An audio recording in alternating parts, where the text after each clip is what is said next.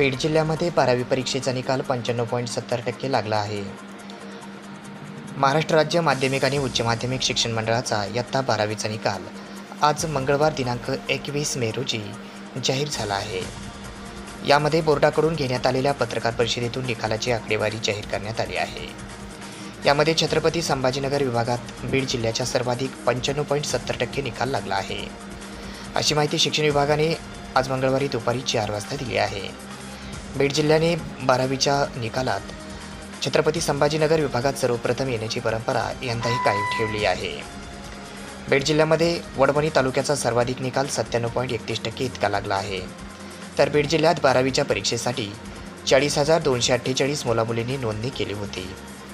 यापैकी 39,798 विद्यार्थ्यांनी परीक्षा दिली होती.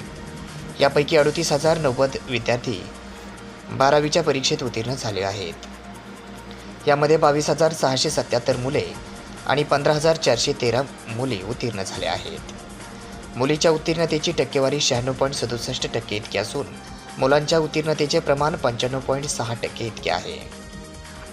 छत्रपती संभाजीनगर विभागामध्ये बीड जिल्ह्याचा सर्वाधिक निकाल लागला आहे. तो म्हणजे 95.70% इतका निकाल लागला असून यापाठोपाठ अन्य जिल्ह्यांचा परभणी आणि हिंगोली जिल्ह्याचा क्रमांक लागतो.